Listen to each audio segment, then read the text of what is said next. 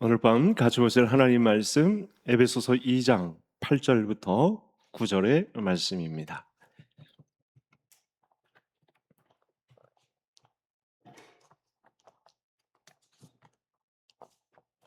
에베소서 2장 8절 9절. 제가 8절, 성도님들께서 9절 읽어 주시겠습니다. 너희는 그 은혜에 의하여 믿음으로 말미암아 구원을 받았으니 이것은 너희에게서 난 것이 아니요 하나님의 선물이라. 이는 누구든지 자랑하지 못하게 함이라. 아멘. 네, 오늘 밤 서열이 문답 36문을 보게 되었는데요. 자, 36문은 어떻게 구성되어 있는지, 또 답은 어떻게 결정지어 있는지를 한번 제가 질문을 읽고 성도님들께서 답을 읽어 주시겠습니다. 금생에서 칭의, 양자됨, 그리고 성화에 동반되거나 흘러나오는 여러 유익들은 무엇입니까?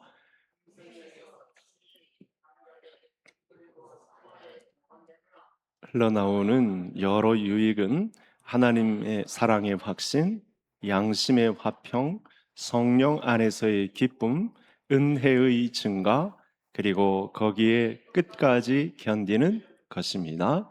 아멘. 지난 33, 34, 35문의 공통된 주제가 뭐냐면 효과적인 부르심입니다. 그 안에 이제 에, 칭의, 양자됨, 성화 이런 주제들이 담겨 있습니다. 오늘은 이 칭의, 양자됨, 성화의 이 대목에서 우리 신자들에게 유익이 되는 것은 무엇인가? 이 부분에 대해서 집중적으로 살펴보려고 합니다. 이 답의 내용을 두 가지로 나누어서 오늘 두 가지 주제를 유익을 살펴보도록 하겠습니다.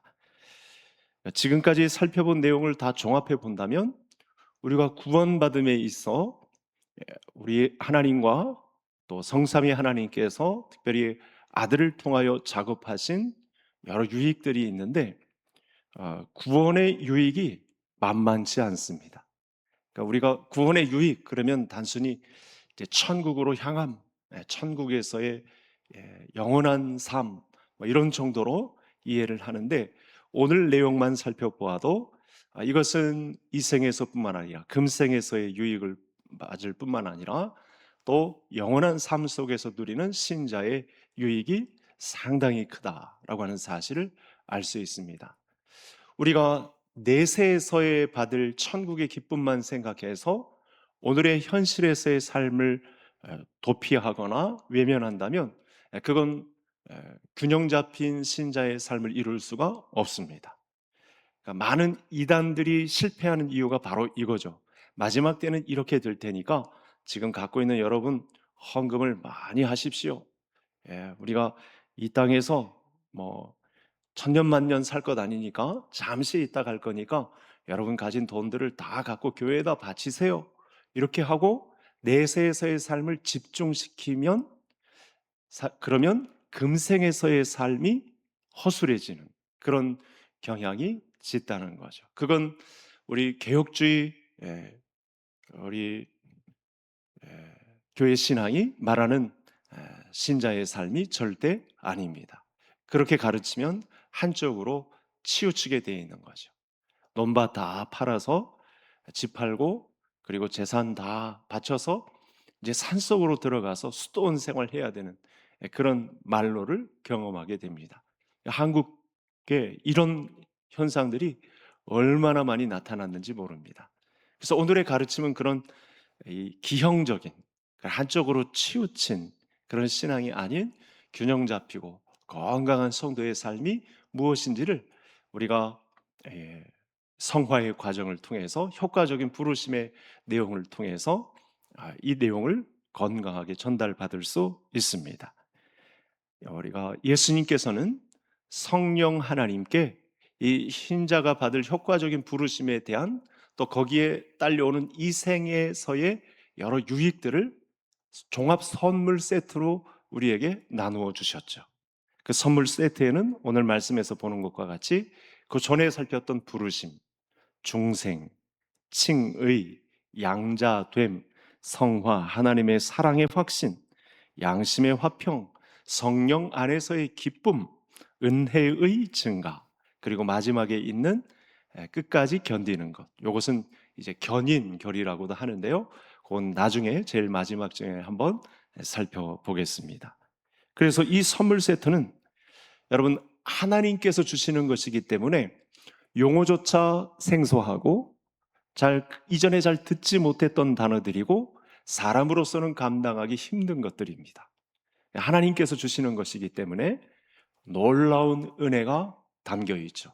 단순히 은혜라고만 하지 않고 칭의, 견인, 성화, 또 양자됨, 하나님 사랑의 확신, 양심의 화평, 성령 안에서의 기쁨, 은혜의 증가, 이렇게 다양한 내용을 예수 그리스도를 믿는 구원 안에서 누리는 여러 유익들을 이렇게 다양하게 말씀하고 있습니다.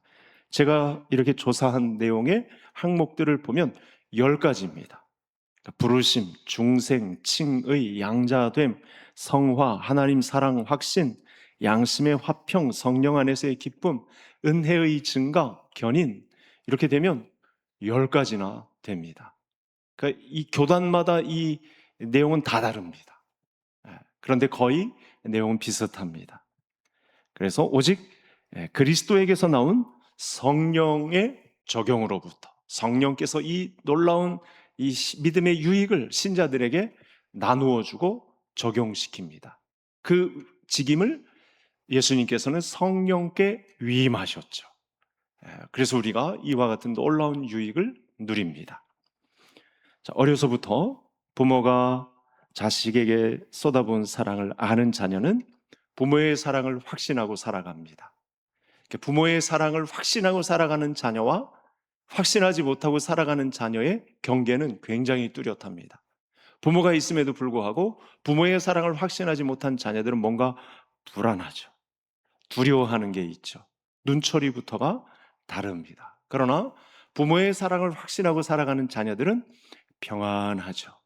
기댈 곳이 있기 때문에, 강력한 사랑을 확신하고 있기 때문에 기쁨이 있습니다. 화평이 있습니다. 평안함이 있습니다.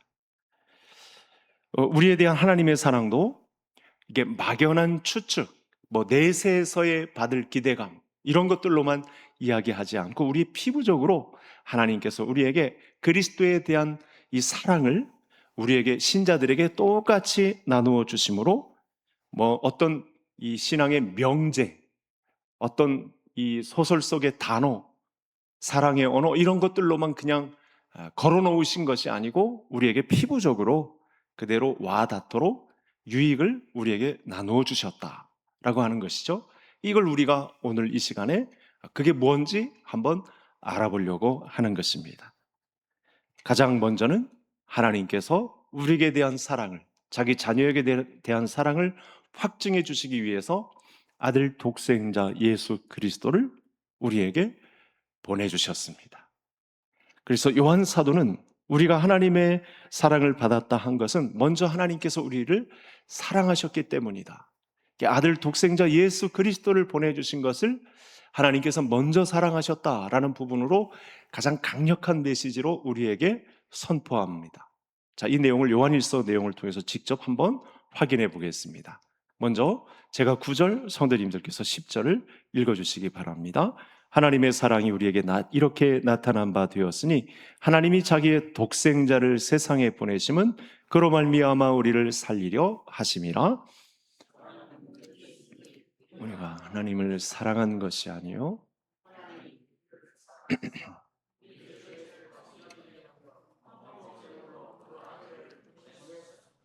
아멘. 네. 또 이 과정에서 부모는 자녀가 잘 되기를 바라기 때문에 벌을 주기도 합니다. 징계하기도 하죠.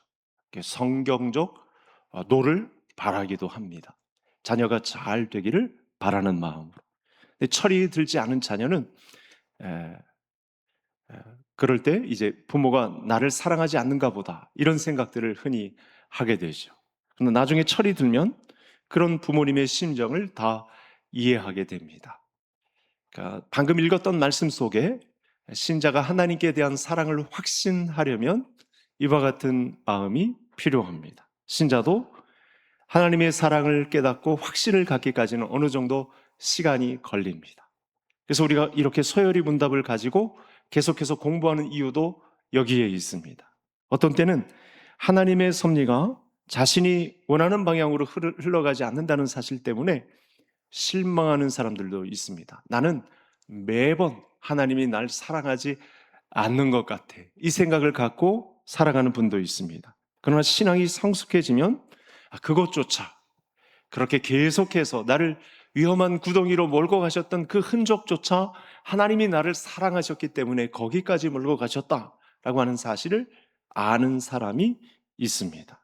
그래서 우리가 인생을 살다 보면 내 잘못으로 하나님의 눈밖에 나는 것은 아닌지 염려스러울 때도 있죠. 이 생각은 여러분 저와 성도님들만 했던 생각이 아니고 시편의 다윗을 보면 이런 말들이 굉장히 많이 나옵니다. 내가 말하기를 나는 주의 목전에서 끊어졌다. 그 원수들이 너무 그냥 한두 번도 아니고 계속해서 밀려드니까 광야 생활을 전전긍긍하면서 계속 피난 다니면서 쫓겨다니면서 광야 생활을 하게 되니까 다윗이 이런 이야기들을 많이 합니다. 시편에서 나는 주의 목전에서 내 목숨이 끊어졌다. 이런 말까지 합니다. 얼마나 고통스러웠으면. 그 기간도 상당히 길고 끝날 것 같지 않은 전쟁 같은 그런 상황 속에서 나는 주의 목전에서 끊어졌습니다. 근데 시는 그렇게 끝나지는 않습니다. 그렇게 고백할 때는 있지만 마지막에는 주께서 나를 도우셨습니다. 주께서 나의 피난처가 되어주셨습니다.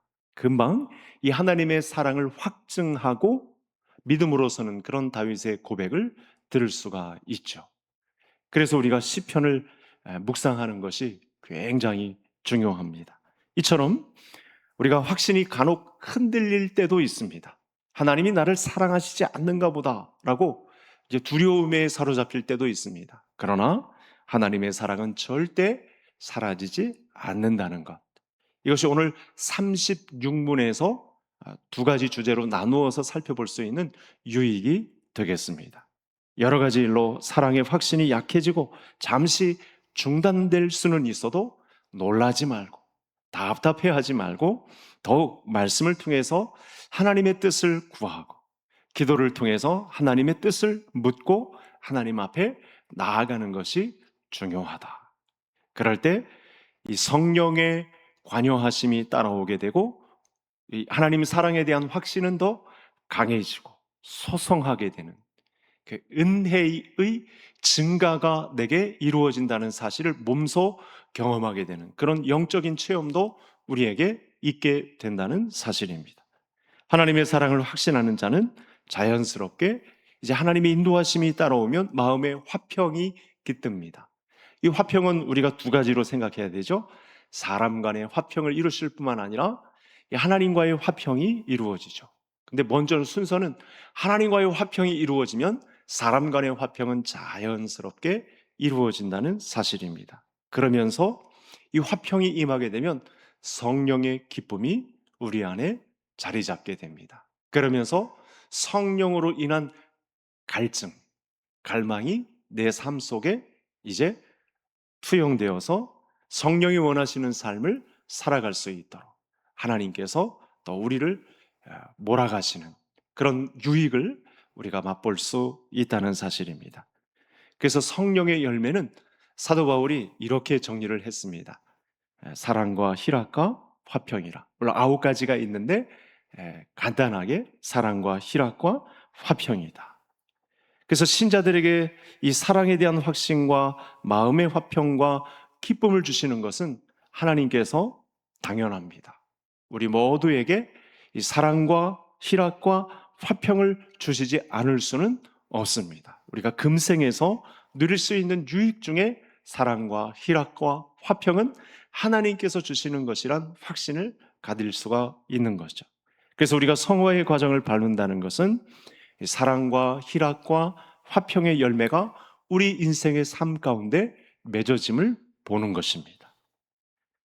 이 일을 위해서 하나님의 독생자 예수 그리스도께서 막힌 담을 허무시고 화평을 이루시고 둘이 되었던 것을 하나로 회복하시죠.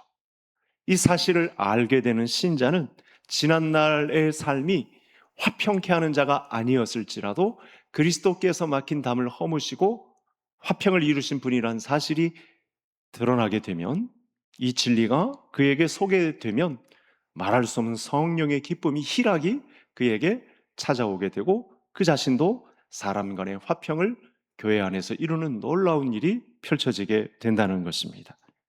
그래서 믿음으로 의롭다 하심을 받은 자는 그리스도로 말미암아 화평을 누리게 됩니다.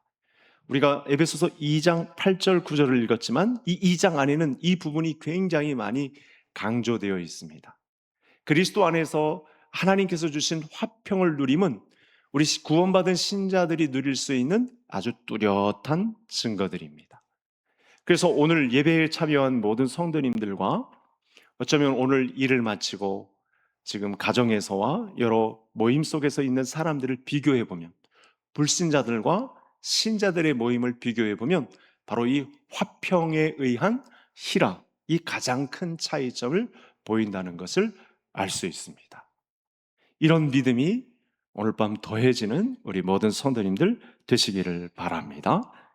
제가 왜 이런 말씀을 또 드리냐면, 우리가 이 신자에게 주신 화평에 의해서 희락의 기쁨을 누린다는 것은 예수님께서 강조하신 거거든요.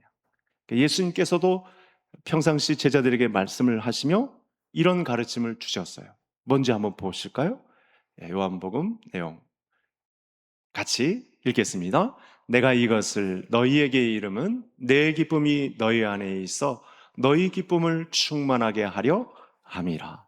아직 이 하나님과의 화평을 이루는 결정적인 십자가는 이루어지진 않았지만 그 일을 앞에 두고 내가 너희에게 이렇게 온 것은, 너희에게 이름은 내 기쁨이 너희 안에 있어 너희 기쁨을 충만하게 하려 함이라.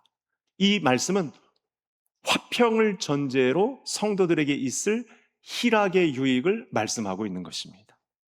그러니까 화평이, 하나님과의 화평이 전제되어야 신자에게 진정한 희락이 찾아오게 된다는 사실이죠.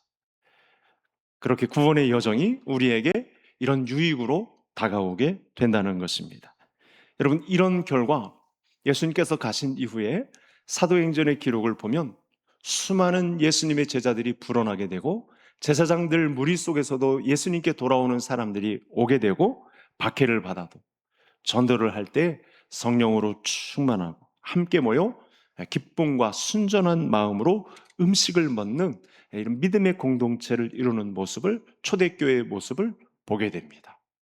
그래서 우리가 신자가 누리는 이 기쁨 가운데는 화평과 기쁨의 열매가 있다. 또 하나, 사랑과 희락과 화평의 열매가 우리에게 맺혀진다. 여러분, 교회 안에서 오늘 말씀해 주심에 따라서 사랑과 화평과 희락의 놀라운 유익이 우리 모든 성도님들에게도 있다는 사실로 말미암아 이 기쁨을 다 누릴 수 있는 우리 성도님들 되시기를 바랍니다. 여러분, 이것들을 체험하고 누리는 자는 하나님의 은혜가 나 자신에게 계속해서 부어진다고 하는 사실을 또 인정하게 되는 믿음 가운데로 또 상승하게 됩니다. 사랑과 화평과 희락으로 말미암는 기쁨이 자리 잡게 되면 하나님의 은혜가 내게 증가되고 있구나라고 하는 사실로 말미암아서 이 사람은 믿음의 상승을, 믿음의 성숙을 가져오게 됩니다. 이것이 또한 오늘 본문에서 답에서 살펴보았던 유익이기도 합니다. 그래서 근본생에서의 칭의, 양자됨, 성화의 그런 유익이 사랑의 확신, 또 화평, 성령 안에서의 기쁨, 은혜의 증가로 나타나게 된다. 여러분, 예수 그리스도를 아낌없이 우리에게 내어주신 우리 하나님의 은혜로 그 사랑이 우리 안에도 자리 잡게 되고, 그리고 화평이 선언되고 그 화평으로 인한 희락의 기쁨이 우리에게 유익으로 다가온다는 사실, 이 일로 인해서 우리는 은혜의 증가가 이루어진다는 유익, 이것이 36문에서 가르쳐주는 우리 성도에게 나타나는 효과적인 부르심 안에 나타나는 유익이 된다고 합니다. 이 유익을 충분히 누리실 수 있는 그런 은혜가 우리 오늘 밤 우리 모든 성도님들에게 함께하기를 간절히 소원합니다. 자, 두 번째 내용을 한번 볼까요? 첫 번째 주제에서 다룬 내용들이 굉장히 포괄적인데 하나로 묶어서 설명할 수 있는 내용이었고, 하나 마지막에 있는 교리가 바로 이 견인교리입니다. 견인교리라고 해서 다른 생각 가질 것 없이 이렇게 오늘 이 말씀을 통해서 정리하면 되겠습니다. 끝까지 견디는 것. 그 끝까지 견디는 것조차 사실은 사람에게서 난 것이 아니고 성령께서 우리를 끝까지 붙들고 계시고 이 믿음으로 승리할 수 있도록 끝까지 우리를 놓지 않는 것, 이것이 견인교리의 핵심이 되겠습니다. 그래서 근본 생애에서 칭의, 양자됨, 그리고 성화에 동반되어서 흘러나오는 여러 여익 중에 두 번째, 바로 이 끝까지 견딤. 그래서 이 끝까지 견딤을 성도의 견인, 이렇게 부릅니다. 아마 이 성도의 견인이라고 하는 내용은 아마 그동안 잘 듣지 못하셨던 그런 단어이실 거예요. 제가 그동안 수요일에도 몇 번 했습니다만 이 견인교리는 좀 쉽지 않습니다. 그런데 들어보시면 굉장히 하나로 모아지는 주제인 것을 알 수 있습니다. 성도의 견인은 성도가 완전히 타락하지 않고 좀 곁길로 갔다가도 중간에 이 욕망을 따라서 세상을 따라갔더라도 구원의 과정을 끝까지 견디어낸다라고 하는 말씀이 담겨 있습니다. 그래서 성도의 견인 중에 중요한 내용은 성령 하나님께서 성도로 하여금 끝까지 견디게 하신다. 이것이 굉장히 중요한 대목입니다. 성령께서 끝까지 성도로 하여금 견디게 하신다. 그래서 믿음이 약한 신자는 자신이 언제 이 강팍함에 빠져서 또 그리스도를 거부하고 자극적인 욕망을 따라 살지 모른다는 그런 불안감에 사로잡혀 지낼 때도 있습니다. 그러나 성도의 끝까지 견딤에는 그런 일이 절대로 발생하지 않고 결말에는 그대로 끝까지 가지 않고 성령께서 주관하셔서 그의 인생을 이 칭의 교리로부터 성화, 그리고 양자됨, 하나님 사랑의 확증, 은혜의 증가, 이런 유익과 함께 우리 마음 안에 또 평안함과 하나님의 선물을 우리에게 안겨주신다는 사실을 말씀합니다. 여러분, 우리 주변에 신앙생활을 누구보다 열심히 하다가 신앙을 버리고 그리스도의 원수들로 행하는 사람들이 있습니다. 제가 이 말을 하는 것은 좋은 말만 드리려고 하는 것이 아니고 초신자였다가 좀 중간에 흔들리기도 했다가 끝까지 성령께서 붙들어 주시는 이 신앙의 유익을 누림으로 구원의 여정 속에 참여하는 자가 있는가 하면 사실은 그렇게 모두가 다 하나님의 구원의 혜택을, 유익을 누리는 것은 아니다라는 측면에서 이 말씀도 냉정하게 성도님들에게 소개를 드립니다. 여러분, 우리가 이 말씀을 갖고 있다고 해서 우리 모두가 다 이 하나님의 구원의 여정에 이런 유익들을 우리가 누리느냐, 이 효과적인 부르심의 유익들을 다 참여하느냐, 사실은 그렇지는 않습니다. 그래서 이 견인교리에서 견인되지 않는 견인되지 않는 사람도 있고 견인되는 성도가, 신자가 있습니다. 이 말씀은 반드시 드려야 되는 거죠. 그런 영적인 긴장선상을 그냥 지나쳐 버리면 안 되는 거죠. 아프다고 해서 그만 지나치면 큰일 납니다. 그래서 사도 바울이 이 부분에 대해서 정확하게 이야기를 합니다. 화면을 한번 보시겠습니다. 자, 여기 디모데전서 1장의 내용, 디모데전서의 배경 거의 에베소 교회라고 보시면 되는데 에베소 교회 내에 이런 성도들이, 이런 사람들이 있었다는 것입니다. 제가 19절, 우리 성도님들이 20절, 4장 10절은 같이 함께 읽겠습니다. 믿음과 착한 양심을 가지라. 어떤 이들은 이 양심을 버렸고 그 믿음에 관하여는 파선하였느니라.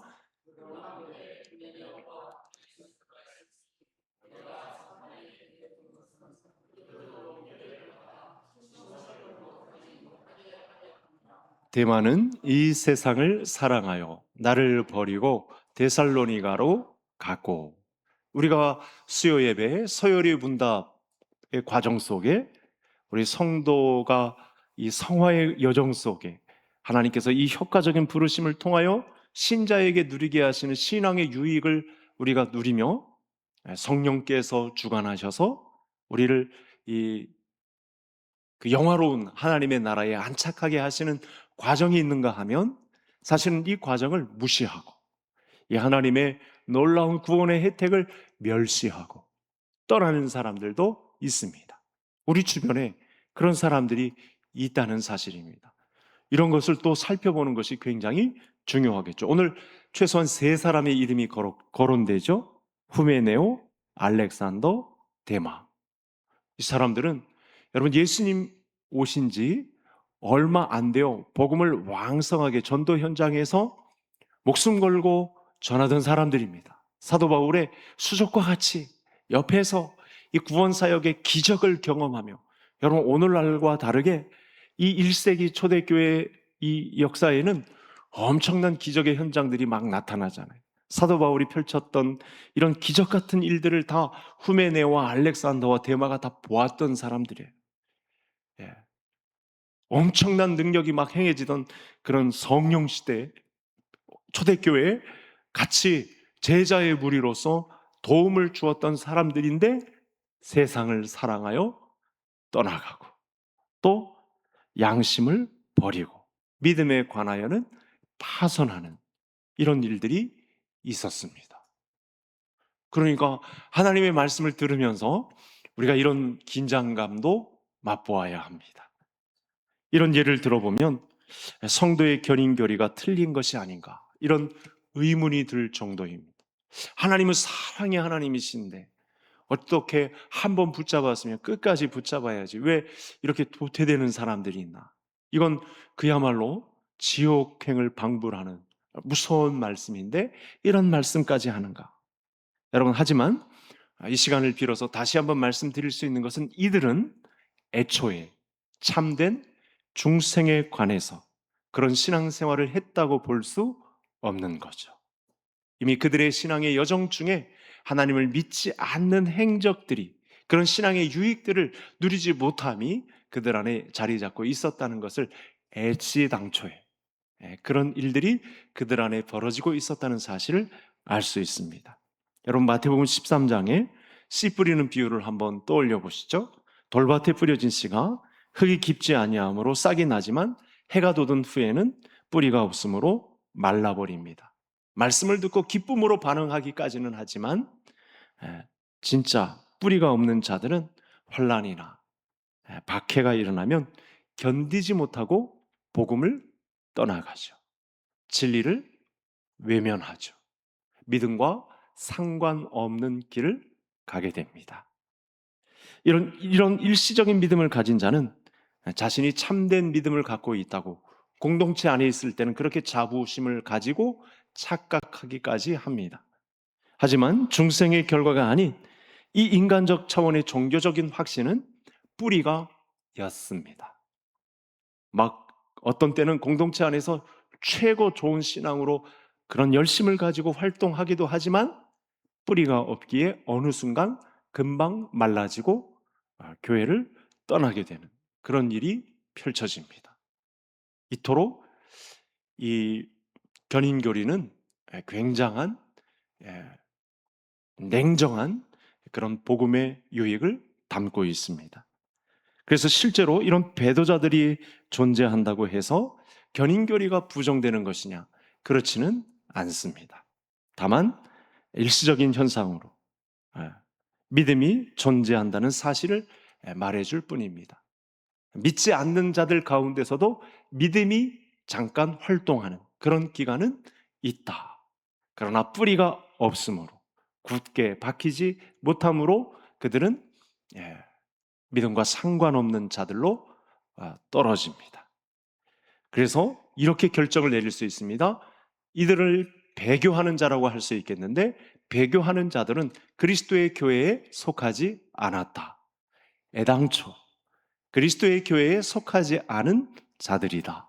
이렇게 결론을 맺을 수 있겠습니다. 그래서 요한 사도가 이 부분에 대해서 또 이야기를 합니다. 이제 앞으로 제가 두 가지 더 구절을 말씀드릴 텐데 더 한번 비교를 해보시죠.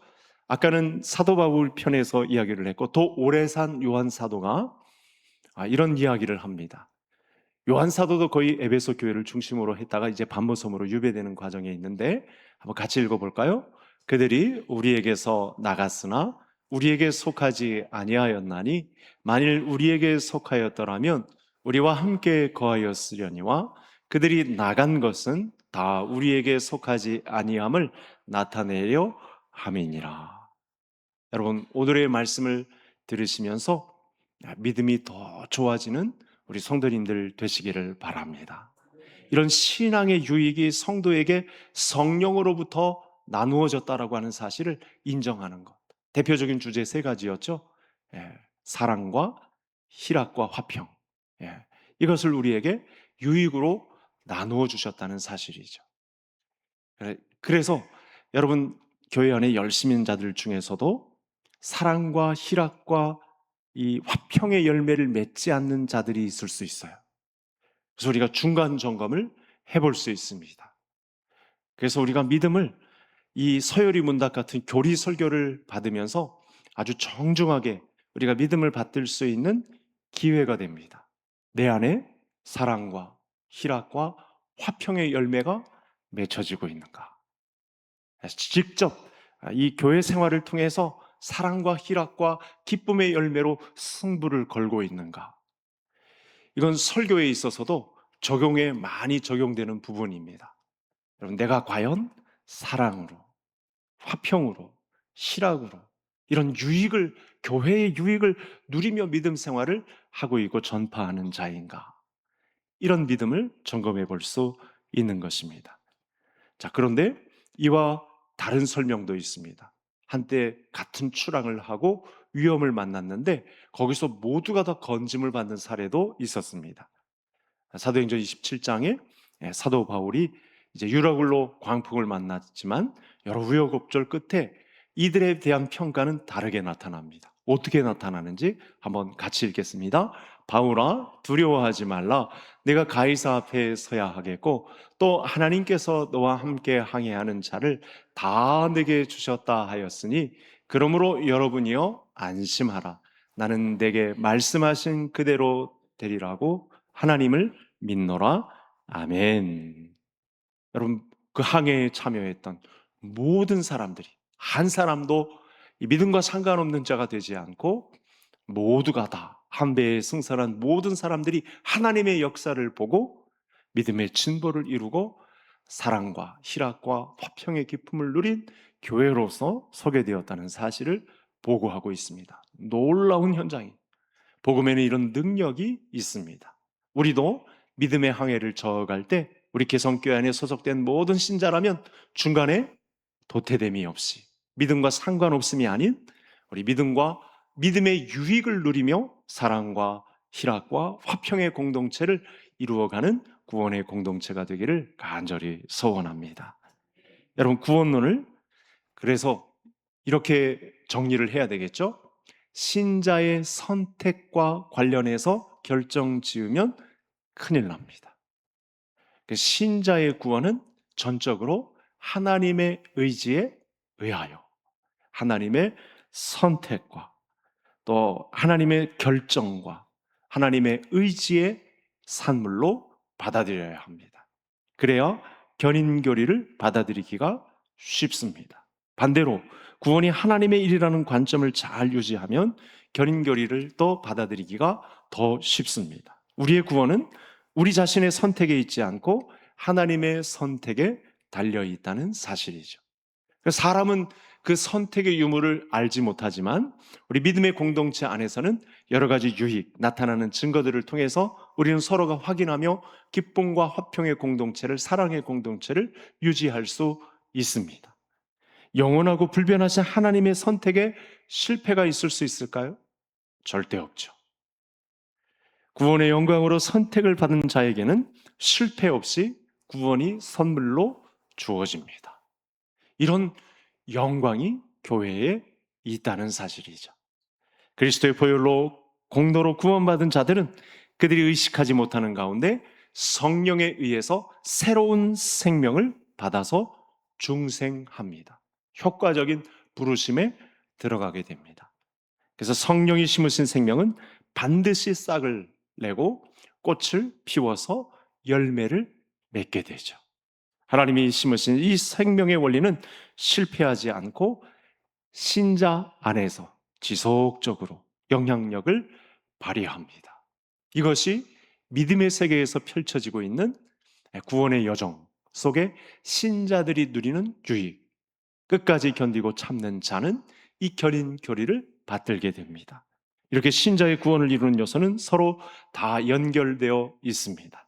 하나님은 그리스도가 획득하신 구원을 주실 때 일부를 주시고 나머지를 신자의 노력과 의지로 쟁취하라고 하지 않으시고 선물로, 아예 처음부터 선물로 다 쏟아부어 주십니다. 여기에 한 가닥이라도 신자의 노력이 들어가야 구원이 완성된다고 하면 이단입니다. 이 신자의 노력으로 구원의 선물이 우리에게 주어지는 것이 아니고 전적으로 하나님의 은혜에 의하여 너희가 구원을 받았나니 이것이 너희에게서 난 것이 아니요 하나님의 선물이라. 행위에서 난 것이 아니니 이는 누구든지 자랑하지 못하게 하려 함이니라. 이렇게 정리를 해주고 있습니다. 따라서 우리 사랑하는 개성의 성도 여러분, 오늘도 내일도 마지막 그 순간까지 그리스도 안에 서는 기쁨이 우리 모든 성도님들에게 자리 잡기를 간절히 소원합니다. 그리고 주님 앞에 서서 이런 고백이 있었으면 좋겠습니다. 주님, 제가 잘나서 여기까지 온 것이 아니네요. 우리 하나님께서 아들 예수 그리스도를 이 땅에 보내주시고 그 독생자 아들 예수 그리스도의 보혈의 능력으로 제가 이 시간에 섰습니다. 제가 주님을 끝까지 붙든 것이 아니라 주님께서 저를 끝까지 붙드셔서 이 자리에 오게 되었습니다. 이런 고백을 함께 감당할 수 있는 이 고백이 저와 성도님들의 고백이 되시기를 주의 이름으로 축복합니다. 하나님